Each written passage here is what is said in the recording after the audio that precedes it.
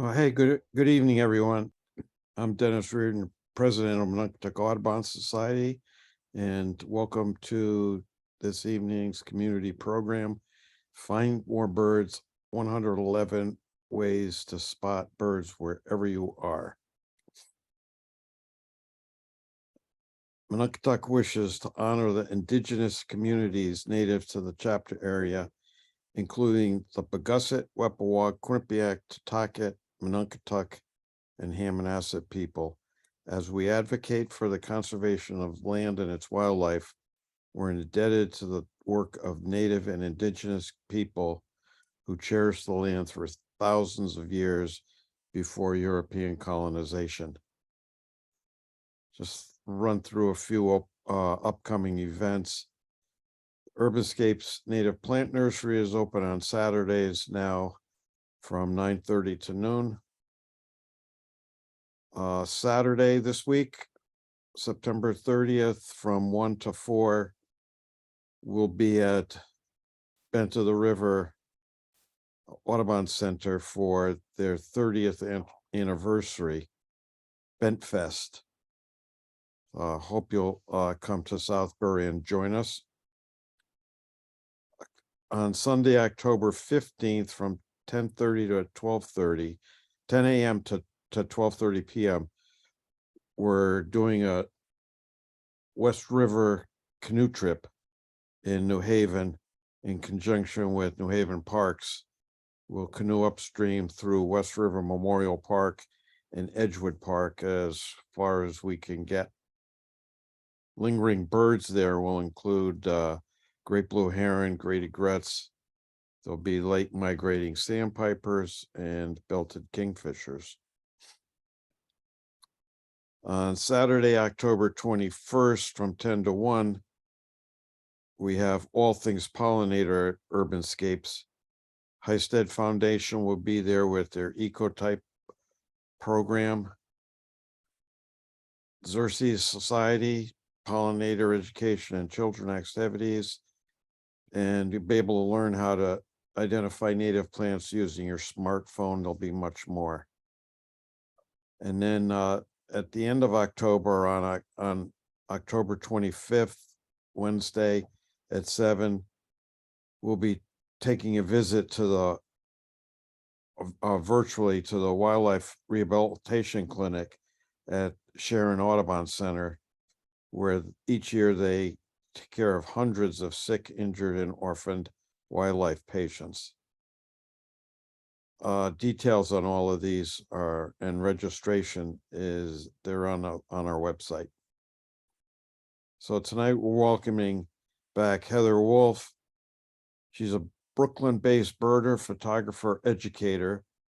She works with the Cornell Lab of Ornithology as a web developer, teaches birding classes at the Brooklyn Botanic Garden, and gives walks and talks for various organizations in New York City and beyond. 2 years ago, she presented her previous book, Birding at the Bridge, and we'll welcome her tonight for her presentation of her new book, Find More Birds. Welcome, Heather. Thank you so much, Dennis, and thank you everyone for everything you're doing. I mean, I love seeing, the carousel slideshow at the beginning of this as people were entering the Zoom room.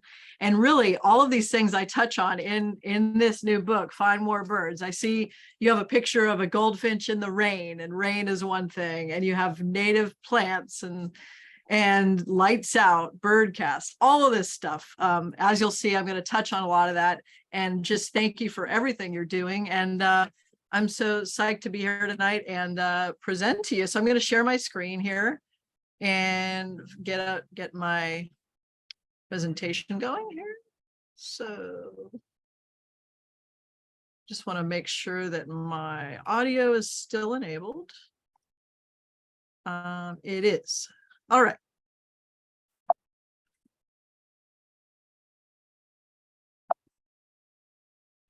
Whoops. I'm not sure why. Okay, here we go. All right.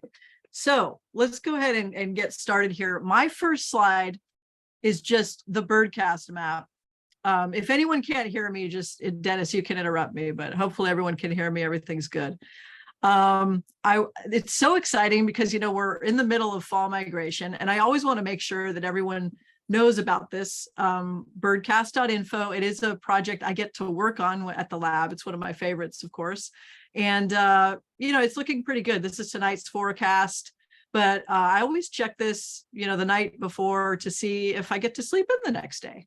So, but if it's white hot yellow, in your region, you definitely want to get out there. It's always going to be worth it. Even tomorrow, it's looking good. So definitely visit birdcast.info. It also has other resources for you. You can look for migration alerts. So these are lights out alerts. If you know it's going to be heavy migration, that'll inform conservation efforts for lights out initiatives in your area, which it sounds like you're doing. Plus, there's a birdcast dashboard, which has all sorts of stats on what's going on, altitude of birds, number of birds, all of this stuff. So definitely visit birdcast.info. So yeah, I have a new book out, Find More Birds. It's my second book. And I'm really excited to talk to you about it. It was really fun to make. This kind of moves beyond just my patch. My first book, Birdie at the Bridge, was about my patch, Brooklyn Bridge Park. And this book, it does have a lot of photos from my patch, but also from other areas. And it was just really fun. And I can't wait to share some of the stories and some of the tips, 111 ways to find more birds. And it's interesting because you all are going, there's a canoe trip that Dennis mentioned is scheduled, and that canoeing and kayaking is one of the tips that got cut from the book. So, and I'm hearing this all the time, that kayaking is great, canoeing's great, and it is, and it was originally in the book, but we needed to whittle it down to 111 because there were just too many, and we wanted that number. So definitely go kayaking and canoeing. That trip sounds like so much fun. So what is this book about? Really, it's not just about finding more birds. It is, but it's also about witnessing really cool behaviors of even the most common birds. It's also about experiencing nature, not just birds, but everything, that's within the ecosystem. Experiencing that on a deeper level. So, plants, insects, all of these things, weather, everything that comes together to create, what's outside. Connecting, like I mentioned, with nature and with other people, connecting with the community as you watch birds, as you know. You meet a lot of other people interested in nature and birds. You forge really great connections, and sometimes are nudged towards, conservation efforts, which is great. I mean, I know in my case, there's things I've done that I never thought I would do, but birding brought me to that, to say something and help birds and help nature. Contributing is another one. So like I mentioned with conservation efforts, but also contributing through citizen science. I work with the Cornell Lab. I worked on the eBird project along with Birdcast. And it's really cool that we can all contribute to that data set and inform conservation efforts, because our data scientists use those reports and observations to identify important bird areas, or areas where birds are diminishing that may need to have some action taken. So all of these things are kind of the theme of the book. And I am going to do just a quick, brief reading. It's the only reading, I promise, but just to give you an idea, and I'm sure you can all relate to this. It's important to note that the positive effects of finding birds will reach far beyond connecting with nature and will touch many areas of your life. Focusing on a bird will draw you into the present moment like never before and make you more mindful. Seeing the many struggles birds face will generate gratitude for the many conveniences we humans enjoy. You'll find yourself striking up conversations and making new friends while birding, and instantly helping and learning from each other. Putting a smile on people's faces will become a habit. When they ask what you're looking at, you might show them a scarlet tanager or a golden-crowned kinglet and make their day. And you could very well inspire them to start looking and listening themselves. There are countless other things you'll notice. You might look forward to more walks in the rain or ferry rides in the winter. I used to hate cold weather, but now I find myself traipsing through snow, unfazed, to watch bald eagles floating on blocks of ice. Having to wait in a long line outside might become a welcome chore. You can now look to the sky for soaring birds of prey or use the Merlin Bird ID app to tune into the area's bird sounds. While the show's ongoing script will be different for each of us, it will no doubt be life-changing. As I'm sure of you have already experienced that, but it just gets better and better. As you know, with birding, there's always something new to see. I mean, every day I see something new. I'm sure you do too. And it's just so exciting and fascinating all the time.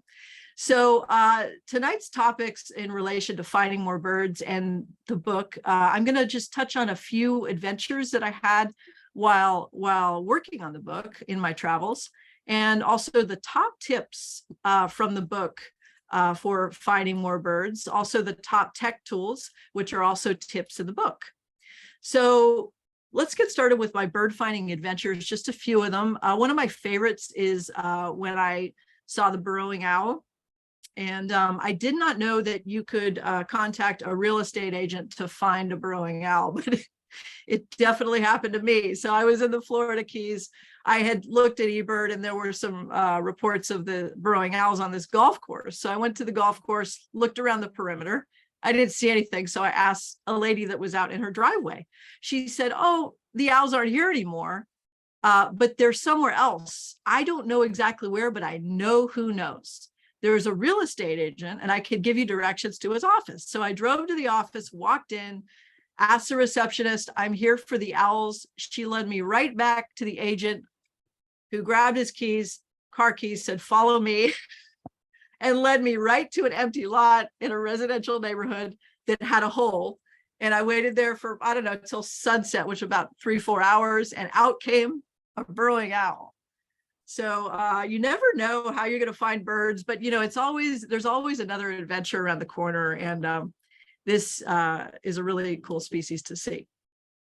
I wanted to get a photo for the book of a lot of swifts entering a chimney. So, we have the chimney swifts in our area, and there are some chimneys where a lot of swifts enter, but in New York City, where I'm located, I only see a dozen or so. So I wanted to experience the Vox's swifts of the Pacific Northwest entering a chimney, because I had heard about Chapman School in Portland, where thousands of swifts enter at sunset. And what was really cool, I got an Airbnb close by. I walked down to the school and there were all these families with picnics set up, not birders per se, just people enjoying nature and the spectacle that was happening as the sun went down. So this is a chimney swift, but the Vox's swifts, this is what it looks like kind of when they're getting ready. The sun it's not really close to sunset yet. So they're kind of just circling around. They're not many of them are entering the chimney, but obviously the show has started. People are picnicking, but when the sun goes down, that's when they really start to get in the chimney. It's darker, there is a picture based off this image in the book, but as you can see, the video does it much better justice of this cyclonic motion of these Vox's swifts entering the chimney. And the count for that night was about, there they go, you could see them going in, but the count was about 6,000, I think, that night. So it was really, really one of the most exciting experiences in the book, but it's all great. Another was I really wanted to get an acorn woodpecker. There's a section in the book called Birds You've Never Heard of. There's also a section called Birds You've Always Wanted to See. But I did want to open people's eyes to some birds they may never have heard of. If you all travel and you're looking for cool birds to see, the acorn woodpecker definitely is a neat one. It looks like this. And they store acorns. They cache acorns in what's called a granary. Usually it's in like a tree trunk, and they have holes in there where they put the acorns in. So I used eBird to find a location of where the acorn woodpeckers were near San Jose, California, because I made a trip out there to get some birds for the book. And so I arrived to this place in San Jose, and I got this photo. Looked great, but I really wanted to see a granary. I wanted to see what these birds were doing, collecting acorns, storing them, and moving them around. And there was a little building, for restrooms, like a kind of kiosky, very small. And I heard a banging around the corner, bang, bang, like that. So I'm like, what is that? So I look around, and under the awning of that restroom building was an acorn woodpecker that had created a granary under the roof. So I love this photo. This is in the book. And what's cool about these birds is they're caching, for during the fall for the upcoming winter. But what happens a lot is these acorns shrink in the holes. So they're busy moving these acorns to holes where they're going to fit more snugly. So when you're watching these woodpeckers, they're constantly working. So busy. I also saw them at Pinnacles State National Park when I went to see the California condor. I did not get a good enough photo for the book, but it was still amazing. And there were acorn woodpeckers everywhere and tending to their granaries. So that was very exciting. So those were just a few of the trips I took for the book to find some more birds. Now, I want to talk about the top tips for finding these little birds. As we know, one of the toughest things to do is to find them, especially for beginning birders. I know when I started, I went out in the summer to Fort Pickens in Florida, and because it was supposed to be a hot spot, but I went out in the middle of the summer and there was nothing there because I just didn't know about the timing, the seasons, and I also didn't know that there were hundreds, thousands of shorebirds nesting on the adjacent beach if I just looked there. So really this book is about, noticing things around you. So I really just don't want anyone to miss anything that could be happening. As we know, people walk right underneath a red-tailed hawk daily and they may not even know. So that's what this is about. So there are also advanced tips in the book, which I'll touch on a little bit later, but for the basics and the top tips, follow sounds is a big one. And a lot of people I know feel it's overwhelming to learn bird sounds and calls. It really is. And, nobody knows all the bird sounds in the world, but whether you know them or not, just you can follow any interesting sound, whether it's a call, a song, a chatter, a rustle in the leaves, anything like that. And it can lead you to something really cool. Usually, sometimes it might not be a bird; it might be a squirrel or a frog or something, but it draws you in. So you can think of it as following any nature sounds is drawing you more into nature. So an example that this is very common here in New York City, and I'm sure a lot of you know this call, but if you don't know this, you probably have heard it.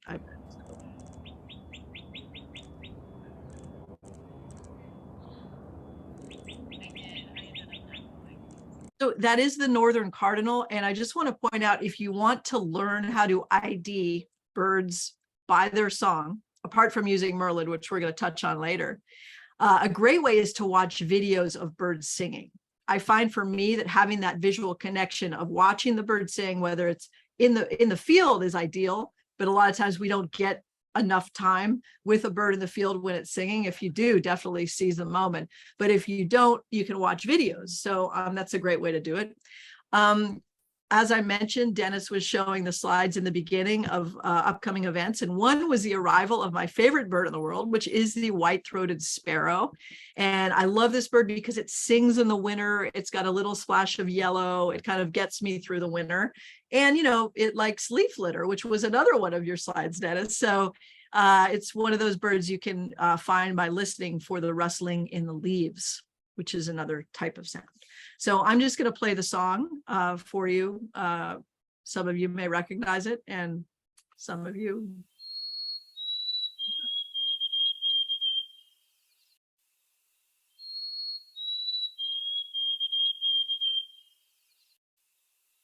I meet people all the time that when I play them that song, they say, "Oh, I've heard that song. I heard it, but I could never find the bird." And this has happened to me before too. A tendency is to kind of look up or look in the trees, but that, as many of you know, the white-throated sparrow forages a lot down on the ground. So that's one of my favorite places to look for birds, is on the ground in the leaf litter, because it's easy on the deck and it's fun. Also, the drumming of woodpeckers, this could even happen in an urban environment. I heard this when I was walking down a main street here in my neighborhood in Brooklyn. So I followed the sound. That was a downy woodpecker, but I walked like 2 or 3 blocks to follow the sound. And I found the tree on a corner and I heard the bird. It was somewhere right in front of me, could not see it. But eventually I realized it was eye level because, as I just said, I was looking too high up. So that's what's so great about birding. And when you're sharing it with people, a lot of these surprises are closer than you think. So definitely birds are in all sorts of environments, whether urban, suburban, rural. And, this is about tuning into the sounds and other elements that I'm going to talk about to get these really good experiences. Because for me, it's not just about finding more bird species. It's about seeing crazy behaviors, new behaviors I haven't seen before in a bird that I see every day. So that to me is really exciting, and it's pretty neat. Like one example is a black-crowned night heron. I had heard that green herons use sticks to kind of stir up water so that the fish kind of come near it. I'd never seen that or heard that with a black-crowned night heron, but I saw it 2 days ago and I did get it on video. But just things like that, you're always seeing new cool things. So this is just the chatter of a bunch of European starlings that is common in here in New York City. But what's cool is I stopped to listen to these birds. They were the starlings. But it was interesting as I couldn't see them. A lot of times you hear all these birds, you look at the trees, it's like, where are they? But they're up there. But as I was looking for them, I had a black and white warbler pop out. I was just crawling up a tree. So this is another thing I love about following sounds or movement too, which we're going to talk about. But that leads you in a different direction. And you may see something that you were following, or you may see something that you didn't expect that's hanging out in that same location. Other cool sounds. I love this kind of cackling laugh, especially for Halloween coming, of the American kestrel.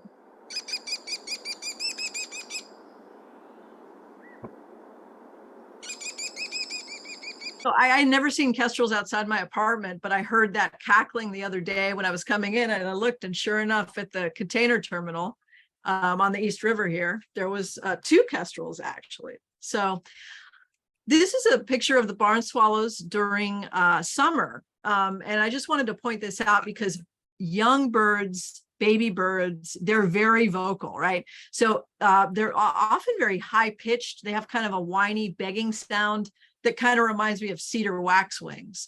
But I know we've passed this season for the most part. The cardinals are still kind of doing it a little bit, but in summer, definitely follow these sounds, these whiny, beggy sounds. And you can find young birds about to be fed. You can find nests. Definitely back up from the nests and back up from the whiny babies, because a lot of times the parents won't feed them if we are too close. And I've had this happen where you see an American robin with an earthworm right above its babies and they're begging and it's not feeding it. So you back up 20 feet, look from around a corner, and then it feeds the young. So you definitely want to give the birds a space, but following the sounds of the young is really fun. And if you do discover a nest or young, they have the nest, they're going to be there for a while. But even if they're just out here in a place waiting for the parents to feed them, they often stay in that same location. So you can check that again and again over a week or two. And then you might get to see the feeding. Now, I mentioned behaviors of these birds. Barn swallows are pretty common, but what I love is, but also makes me kind of sad, is once a year in late summer, I see a bunch of barn swallows gathered together. And the next day they're gone. So I call this their South America trip planning meeting, because this is what they do. They get together, and I guess they're just getting ready to all go in a flock, start their migration flight down south. So you'll pick up, as you find more birds, as you connect with nature, which I'm sure many of you are experiencing this, you notice these behaviors and you look forward to them the next year. Looking for movement is, of course, the number 2 tip. I mean, it's tough in fall, since a lot of the warblers don't sing. I thought about, oh, maybe in fall movement is number 2, but you still hear, calls, flight calls, and just chips of a lot of the warblers. So I'm still going with this. But you want to look for bark that moves. You can look for bark moving, movement in trees, in the leaf litter, all around in the sky. But this is a little brown creeper, and usually these are more well camouflaged, but because the bark on this tree is so light, it's easier to see.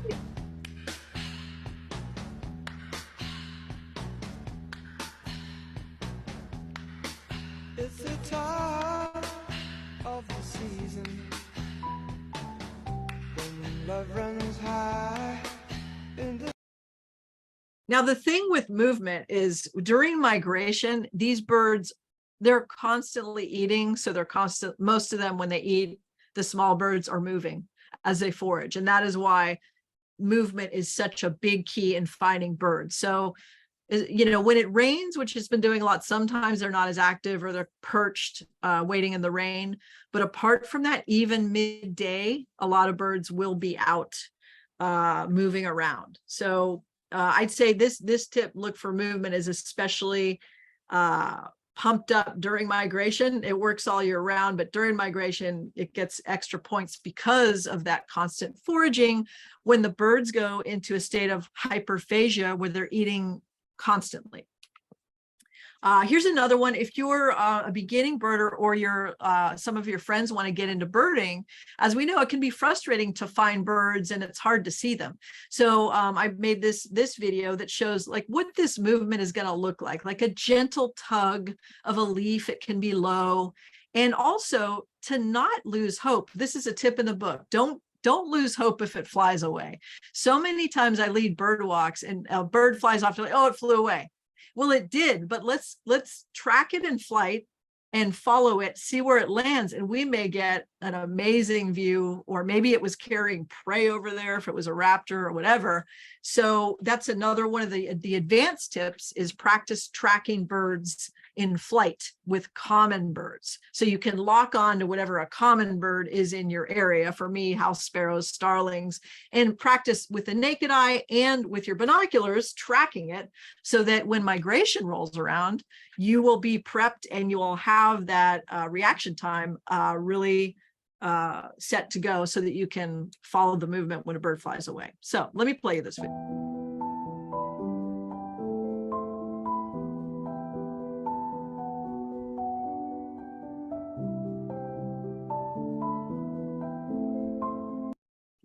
So, and this is a photo of that was a female common yellowthroat in the previous video. And this is a male common yellowthroat.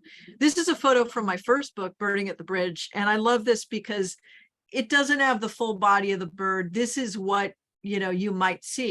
I post a lot of beautiful photos on the internet of the full body of a bird, like in all its glory. But really, when you're out in the field, you don't always get those views. So it's good to know what to look for, and just to look for little splashes of color and movement in the shrubs and trees and leaf litter and all of this. So if you're out birding with a friend, as you know, it can be challenging to kind of tell where the bird is. I mean, this happens all the time. Many of you may use this clock face identification. So if we're looking at a tree at 3 o'clock, there's a little splash of yellow in there. So you can tell people it's at 3 o'clock, it's moving left, it's moving towards the trunk. And then you lock on that movement with binoculars or naked eye, whatever you're using. And then as you follow it, it might go into that, all its glory pose like this. So that's a big skill, is to just lock on it, even if it's hidden, and just kind of follow it. And I will mention with binoculars, there's a couple popular choices, the 8x10 8x42 or 10x42. Now, the difference with 8, it's less magnification. 10 is more magnification. But when you think about it, I use 8s right now. I've used both. But when you use 8s, because it's less magnification, you can actually see a little bit more, which is great, like for scanning for movement or to see where the bird goes. Because if you're more zoomed in, you're not going to have as much. that can also be helpful if you're watching one bird and something flies along right on the field of view there. If it's 8s, you might catch it, but if it's 10s, you might miss it. I have nothing against 10s. I just, when I was researching this for the book, I thought that was interesting. And I've definitely used both. And I will later in this presentation also mention a great pair of 7 by 35 millimeter binoculars. So also, I just put this photo because, of course, I mentioned the low shrubs and trees, but looking in the sky is a big one. And I always forget to look up. But one of the tips in the book is use the reach of your binoculars. And I mentioned focusing on planes or buildings in the distance is a great way to move your focus. And then behind the building, you may see a raptor or something else in the distance. I've found nighthawks this way, bald eagles, but this is a red-tailed hawk coming in for a landing in Brooklyn Heights. So my top 3 tip is to check freshwater sources. Most birds, not all birds, but most birds do need to drink and bathe in water. So they're always looking for a great spot. Even the shallowest of puddles can work. So this is my favorite, again, the white-throated sparrow that's taking a bath in a little water slide. It's actually water that's collected after rain in a horizontal log that's in Brooklyn Bridge Park. What's interesting is I've noticed birds, they don't need a big source of water. So when you watch this video, it will look like the bird's eating, but it's actually drinking from just little drops of water that are in between these leaves.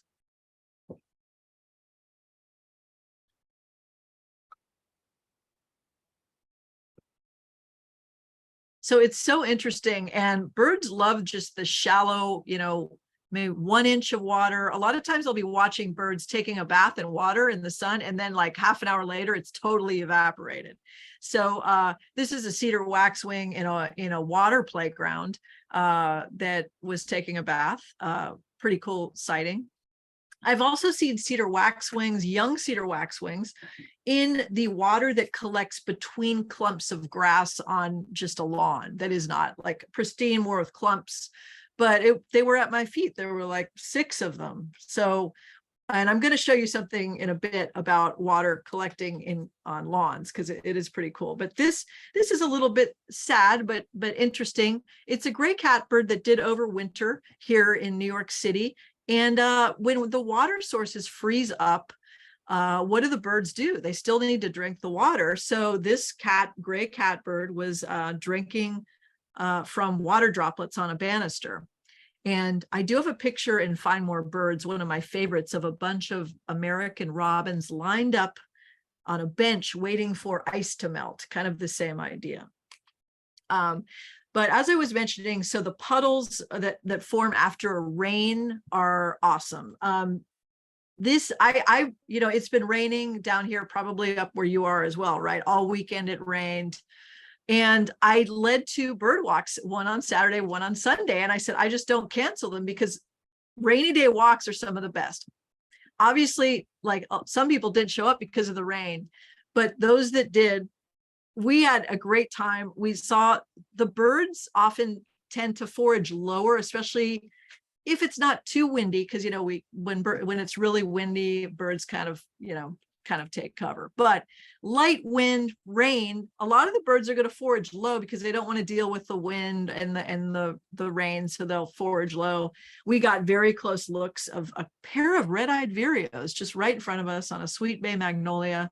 All sorts of warblers, and we saw northern flicker drinking water out of a Paulownia nut, that had water in it. It was something I'd never seen. But anyway, if you don't bird in the rain, light rain, not torrential, I would highly recommend it. And then after the rain, well, this is during the rain, you can see the rain's dropping. This is my favorite little mud puddle in my patch. This dries up when, the sun's out, but after a rain or when the sprinklers go, it fills up and all these birds come around. I've seen ruby-crowned kinglet taking a bath in this believe it or not, once. And this little mud patch has been around for at least 2 years. So I always hope it's still going to be there. I can't believe it is, but it's really great. Other things you'll see in the rain, different behaviors, like I mentioned, the northern flicker. This is a young American robin catching raindrops on its tongue. I saw this once. I don't think I've ever seen it again, but hopefully I will. But just really magical things. The other thing is, if you're in like a busy park, in the rain, it's quieter. There aren't as many people. So if you're in an urban environment, birding in the rain is more tranquil, and the birds are going to be out and about a little bit more and a little bit easier to find. This is a big one. Change your route. I mean, I need to practice what I preach. I go the same route in my patch all the time, but when I do take a detour, I often find something really cool. So if you're used to going the same way or driving along the same routes, take a detour and see what you can find. Even if something wasn't productive before, maybe the habitat has changed. Maybe a little patch of red flowers have sprung up and there's some hummingbirds there. You never really know. This was a surprise. This is Pier 5 in my patch in Brooklyn Bridge Park in 2019. I never found a lot on this path. So my friend Bob and I, we went on this path and we saw something that was kind of bright yellow and had a little bit of green, but it was brunch day. So we went to brunch. And then after brunch, I came back to this path to try to relocate the bird. And it turned out to be a very rare painted bunting. So I was very glad I had changed my route. And now that path is always on my route. It's actually one of my favorite places to go, and it's great. And this bird discovered a lot of the switchgrass seeds. It was here for 2 months. One of the sections in the book is finding the birds you've always wanted to see. Now, one of these birds is a large pink bird. Who doesn't want to see a flamingo? Most people want to see a flamingo. And it's funny because in the book, I basically turn the attention to the roseate spoonbill and mention how flamingos are not very common, even in Florida. But guess what? The minute the book comes out, that all changes. So this is what I usually see in my neighborhood, and I get very excited. But now there are flamingos close to us because ever since Hurricane Idalia, they got pushed up from the south and they are appearing as close as Pennsylvania. And there are still new sightings coming around. So I have high hopes, and I hope you do too, that we will get some flamingos showing up and prove that tip in my book totally wrong, that flamingos are common everywhere in the Northeast. Pretty funny, right? Okay, so another section in the book are birds' favorite restaurants, which really are their habitats. But if you think about, a friend that kind of likes to go to the local pizza joint every Tuesday night, it's kind of the same with birds, right? Every fall migration in the leaf litter, you can probably find an ovenbird hanging out. So in the book, I talk about different types of habitats or restaurants that are great to check. So of course, anytime you come across a berry buffet, you want to kind of put all these tips I'm talking about into a bird finding recipe. So if you see a berry buffet, you want to listen for sounds, look for movement, and you might find birds that love berries like the cedar waxwings, American robins, or other birds possibly foraging for insects on these same trees. These are hawthorn berries, and the birds just love these. This is a gray catbird on, I think this is elderberry, and it'll say in a minute. Yeah, black elderberry. So what's interesting, this was on the secret path. What's cool about the secret path is if you look down, there's you get a view from above of the shrubs below. So, but the thing is with this catbird and other birds, a lot of times they're in these shrubs, but totally hidden. But if you see the berries, then just hang out for a minute, see if you see movement. And then you can wait. When you do, they may peek out. Leaf litter I've been mentioning, and also which was in the Dennis's slideshow at the beginning, one of my favorite habitats, and also the favorite habitat of the ovenbird. which you can find right now this time of year. I love it because it also is constantly moving. A lot of the times when it's in the leaf litter, it's walking and strutting through the leaves. Here's a video of how well it does in leaf litter and why it is important to leave the leaves.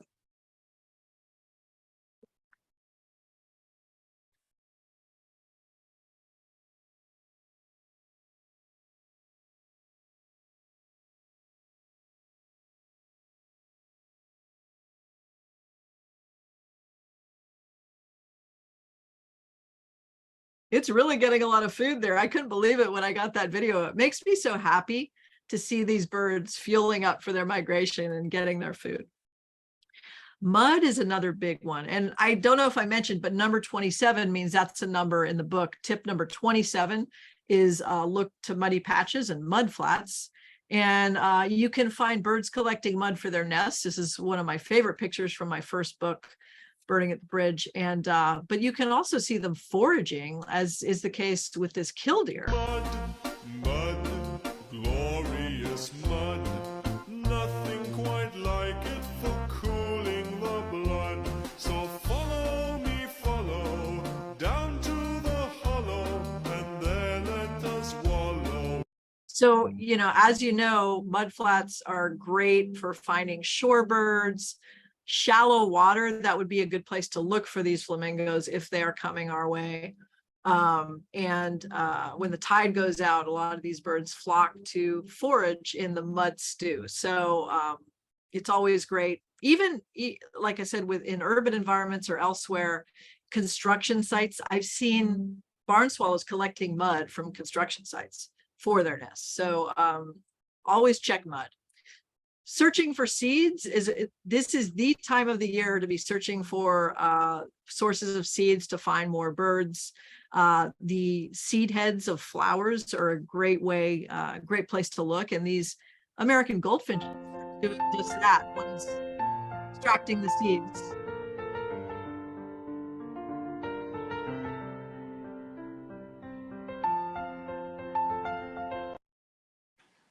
And that painted bunting that I had mentioned that visited a few years back, this is actually a different location because there were so many photographers and birders looking on the secret path that it actually found another patch of switchgrass at a different pier. Of course, everyone followed it over there. But yeah, it was definitely having a great time foraging on the native switchgrass. So definitely search for seeds. And then native plants, of course. Native plants are great for attracting birds and also for insects that the birds are going to be eating. There's a catbird. This is a blackpoll warbler, which is one of those tough warblers in fall. It doesn't look like it does in spring, black and white. It does not look like that. But here's a blackpoll warbler with a caterpillar. A lot of birds just really amp up their protein with the caterpillars, especially this bird, because this bird has a super long migration. Here, if you look at this map, this is using eBird data. This is a status and trends weekly animated map. It's available on ebird.org if you go to the science tab and look at status and trends. And let's watch this. So this animation is going to start in winter. And so the blackpoll warblers come up in spring. You can see they are up in Canada during the summer, and in the fall, they kind of, you notice, where do they all go? A lot of them disappear out to the Atlantic. Let me show you that again. Just let's take a look. I'll mention the point that I want you to focus on. Okay, so let's focus on them gathering in the Northeast. And then, a lot of them, just where do they go? They literally fly down the Atlantic and get pushed by winds that are coming out of the east to fly nonstop down to South America. Some of them do make a pit stop in the Caribbean, but a lot of them fly 3 days straight and to go down to South America. And they all congregate in the Northeast. So, and now is the time they're doing that. So anytime you see a blackpoll warbler right now, you can think about the journey they have to take and how amazing that really is. So so bugs, as I mentioned, the native plants attract the bugs, and Buggy is birdie. And I just want to show you this photo of a ruby crowned kinglet just fly catching with a bunch of gnats. It was really having a ball. It was surrounded by gnats, and it was just really fueling up for its migration. So this is a native flower field in my patch, which is very buggy, and a lot of birds can be seen here. That's the view of Lower Manhattan in the distance, a really cool setting. And this is one of my favorite. Oh, someone has their audio on. I don't know if you could mute, that'd be great. Thanks. This is one of my favorite native plants called pink turtlehead. And there is a photo of, this photo is in Find More Birds. It's a yellow warbler. It did seem to be eating insects. I think it was actually eating the pollen of this flower, which I've also seen gray catbirds eating the pollen of hibiscus.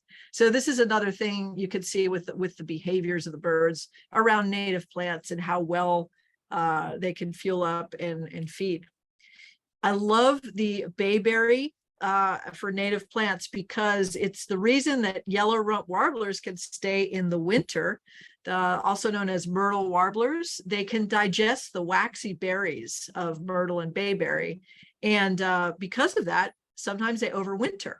So there's a lot of bayberry here. I don't know, but if you're looking for native plants to plant, and you can check, maybe the bayberry would work well in your area, and that could result in some yellow rump warblers overwintering.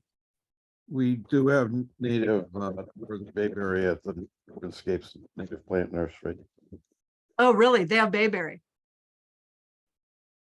Wonderful. So try to get some bayberry, get some yellow rumps. I will say that one time we had a dozen yellow rump warblers wintering here, but the past couple of years they have not. So don't worry, if it takes a while or if it's not consistent, it's still gonna attract them eventually.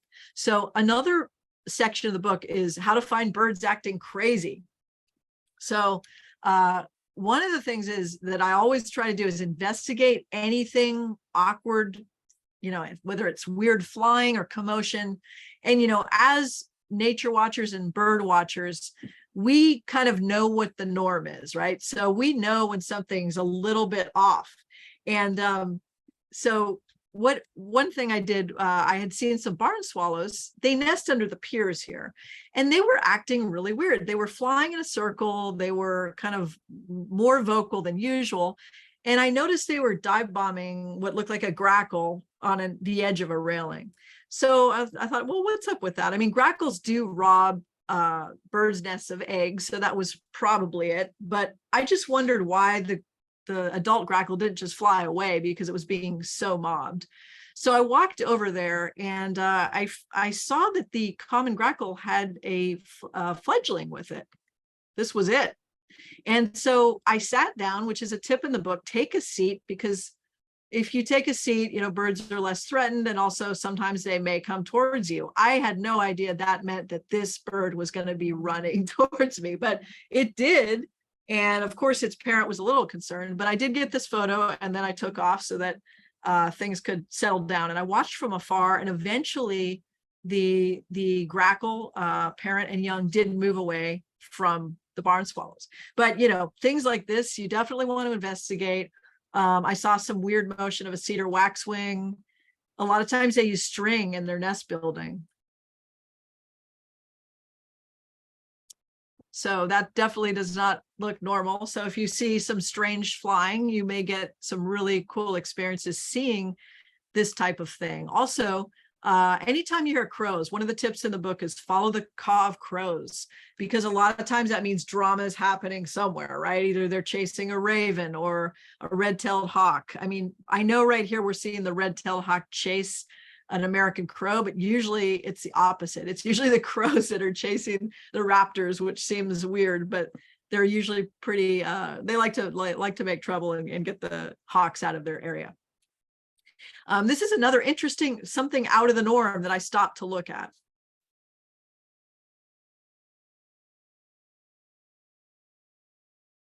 And I have not seen this since, but I'm glad I stopped because this, and I looked it up later, and apparently this is the downy woodpeckers kind of marking their territory. It's two males, and it's some kind of ritual they do to stake out their territory. So I hope you get to see this, or I hope you've seen it already. It's really cool.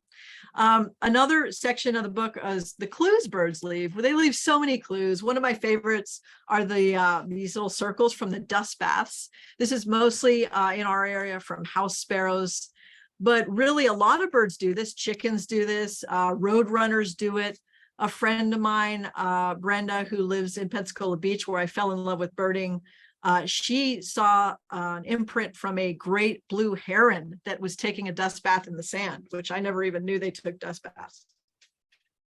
So really cool to see those dust baths. Also fallen feathers. If there are fallen feathers around, it means there's probably a raptor in your neighborhood. It could be there right now. So definitely look up, look around. I saw this, I saw a white patch on a lawn from a distance, looked to the white patch, and when I came upon it, I saw all these feathers. So it's great if you've got these raptors hanging around. I find that it's more common in winter, at least here in the city, in New York City. I see raptors and this kind of thing more in the winter. That may vary from location to location. Another clue that I love are fallen flowers. So this is a Baltimore Oriole at a Paulownia tree, which is not a native tree, but it does attract them because they pierce the base of flowers. They're known as nectar robbers, and they drink the nectar. So if you're under this tree and say you didn't know Orioles were there, and you picked up one of these blooms and smelled it, it would just smell so amazing. I've also seen this with buckeye in Central Park. But, and you see how there's slits in the flowers, and that's a sign that either a bird, sometimes insects do this. Hummingbirds also pierce the flowers, believe it or not. Some of them do. So if you ever come across this, look up and you might see some orioles or some other birds foraging in the flowers above. Another part of the book is, and one of my favorite parts is just finding more birds while doing something else, because a lot of times we don't have time to go on a trip or something. We don't want to travel, but we can find birds wherever we are while we're doing something else. So it's kind of, you want to tune in to the birds everywhere you are. So doing some yoga is one. Anytime I do yoga outside, I have birds come in closer. I did a presentation recently where in the chat, there was a yoga teacher. She said, I'm so glad you get the connection between yoga and birding. I'm a yoga teacher. So it is true. Yoga outside is really going to help you because you're going to be seated. The birds will be more comfortable. The reason I show this northern mockingbird is because someone was doing a downward dog pose here in the local park and was being attacked by a mockingbird because it was protecting its nest, protecting a little young one like this probably. So pretty interesting. If you are going to do yoga, you probably don't want to do it close to a nesting site. And if it's a mockingbird nesting site, you'll know pretty quickly if you might need to just move a little bit away. Taking a ferry ride, taking a whale watching trip, taking a cruise, anything on a boat. I was on a cruise one time in the Caribbean. I got a masked booby. I brought my binoculars, looked out there, took some photos. Pretty cool. So anytime you're on the water, it's always a good opportunity to see what's out there. I love watching the winter ducks that visit the city. This is a long-tailed duck I see a lot on the New York City ferry. So our last topic is the top tech tools that are also in the book. And one of my favorites is letting Merlin listen. The Merlin Bird ID app, which I'm sure many of you have, has a sound ID feature. If you don't have this app, it's free, and you can download it right now. I won't be offended. Even if we were doing this in person, I would want you to download this app right now because you're going to love it. It's going to up your birding game. It will help you identify by sound. You can upload photos. You can also answer questions about the bird to help you identify it. And I don't want you to miss, at the bottom, there's an Explore tab. So if you click Explore, there's like a built-in field guide that you can use that's catered to your area. Also, ebird.org, if you go to ebird.org/explore, there are so many tools here that you can use. Now, you do have to register for a Cornell Lab account to use most of these, but that's free and it's so worth it because you can do fun things like looking for hotspots. So I put in your area here and these are the hotspots. You can also switch the map view so it's a little easier to see. And if you click on any of these hotspots, it's going to bring you to a page with a list of the birds that have been seen. You can look at bar charts for when certain birds arrive throughout the year. You can see photos from these hotspots. You could basically spend all day and night on these hotspot pages. And this is what I used when I was looking for places, when I was traveling to work on the book. I looked in California for hotspots.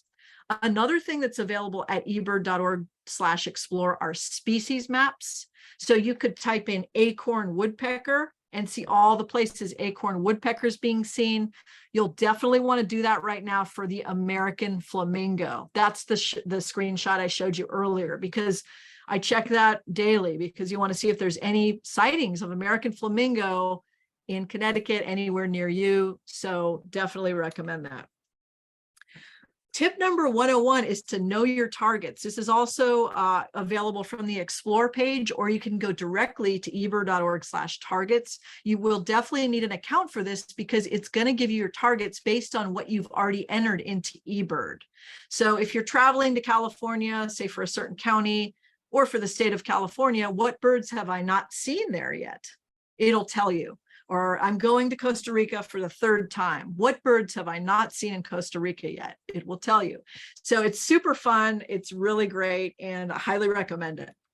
And I mentioned I was going to talk about the binoculars. So when you're birding, you definitely want to have bird-worthy binoculars. They don't have to be expensive. And that's what I'm going to mention is these Bushnell Falcon binoculars are 7x35.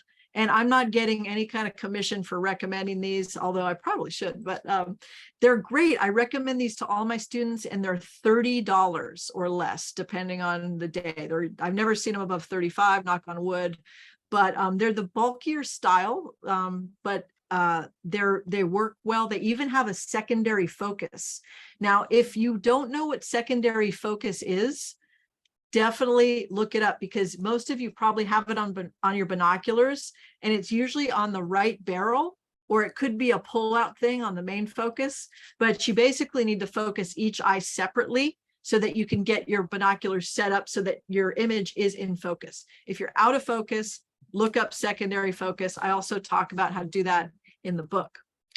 Also, of course, as I could see from what Dennis showed earlier, that everyone's sharing the magic. When I first started leading bird walks, I was by no means an expert, but I did want to share the birds with people of the area when I first led a walk in Florida. And now I do it all the time. And it's just other people that come on the walks are now leading their own walks, or they're active in conservation, or, you know, amazing things that these people are doing. So definitely share your love of birds, and it just will be so amazing to spread the word, because as we know, birding and nature in general can change people's lives and create smiles. So I just want to point out that Find More Birds is the book that has a lot of these tips. And one of my favorite reviews is from Joan Strassman, who is the author of Slow Birding. And one of the things she said was that this book could be a guide for life. And in her full review, she mentions how mindfulness, also birding in the rain, yoga, those kinds of things that really birding kind of makes you more aware of just everything in general. And I really loved this review. So that is it for now. And we're going to move on to Q&A. So let me stop sharing my screen. Before I do, all my social media channels you can access at brooklynbridgebirds.com. So definitely connect with me there. So I'll hand it over for Dennis to see how we're going to do Q&A. Thanks, Heather. That was amazing.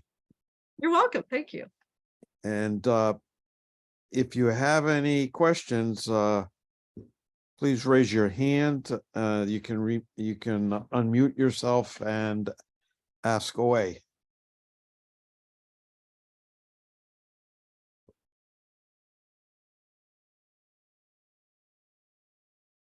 Really? Dennis. Hi, Gina, go ahead. Hi. That was amazing, Heather. That was so great. And I'm just curious what you use to take your videos. Oh yeah, I know. So I recently got into doing those videos. I use, believe it or not, my DSLR Canon EOS 7D with a 100 to 400 lens, and I turn it like this, and my hands are shaking, and I'm trying to get it steady. So I need to figure out a better way to do the videos. But yeah, so I'm basically using a pretty big camera for that. Great question. Yeah, Thank you. sure.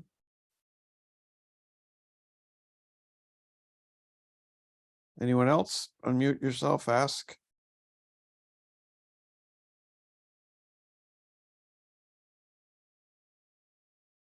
I have another question, but it's a New York City birding question. I Great. saw a post about birding in Central Park, and they had a picture of Flaco, the Eurasian eagle owl. So it's Yes. still flying around and surviving in Central Park? Yes, I believe it's still there. Yeah, that's a great comment there. Yes, so this bird escaped from the zoo in Central Park, and they had attempted to capture it to put it back in the zoo, but not only was it difficult to capture, but it was successfully hunting. So they decided to give up. So now the bird is hanging out in Central Park, and yeah, I believe it's still there. You can check, look for Flaco on social media. Like if you search on Twitter, it probably would say the last place it's been seen. But yeah, what's in Find More Birds, there actually is a tip to look for wild birds at the zoo. So because many zoos, as you know, have wild birds. One of my favorites is St. Augustine Alligator Farm in St. Augustine, Oh, where yeah, I know. So Yeah. you go and there are nesting roseate spoonbills, wood storks, and all sorts of herons and egrets, because they build their nests above the alligators so that raccoons and squirrels can't steal their eggs. So it's a form of protection. It's just unbelievable. You're on top of the birds when they're roosting there. I mean, they're just a few feet away. Yeah, I mean, I would say if you haven't, and the season is in the summer usually. So if you go to their site, the St. Augustine Alligator Farm, and look for the rookery, they'll have the whole schedule. They'll tell you like the phases, because if you want to see wood storks at a certain stage, you want to go then. So, but yeah, or you can always email me and ask me if you need that information. Highly recommended.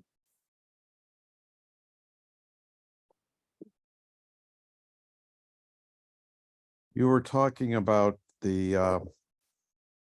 videos that you wanted to get of the swifts going into chimneys, and the cyclone of the Vaux's swifts. Have you seen the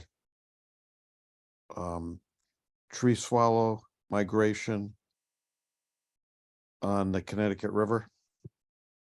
I have not, but I did once at a beach see the weirdest thing, about like 40 or 50 tree swallows on the sand.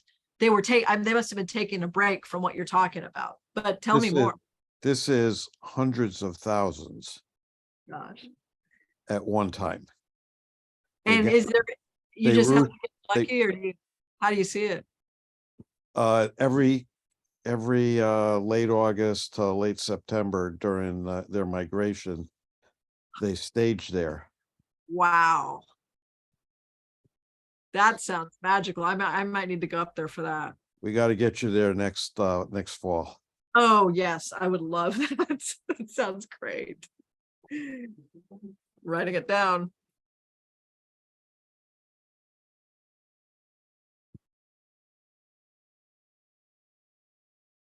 Other questions or crazy bird stories or anything? At one point you said you don't always look up. Yeah, I mean, yeah, David Lindo, he's the urban birder from the UK, and he wrote the foreword to my first book, and that's his tagline is look up, and Yeah, I was going to say that you better not say that next week. I know I'm going to be speaking with him next week. And if you all want to CS chat. David's awesome. He's so much fun. And I'm going to be on his In Conservation With, and that's free as well. You can contact me at brooklynbridgebirds.com there through any of my channels if you want more information on that. But I do forget to look up, probably because, I mean, there's so much low habitat in my patch, so many productive shrubs and leaf litter. There's so much to see low that I'm always looking low. But I don't know if I can't remember if I mentioned this in the talk, but I know I mentioned focusing on planes and stuff, but one of the great things about focusing on planes is it gets me to look up. So if I hear something in the sky, I just look up that way. I won't miss, it gets me looking up periodically. So it's like a great reminder. Of course, there's more planes here than at other places. So I get quite a frequent reminder.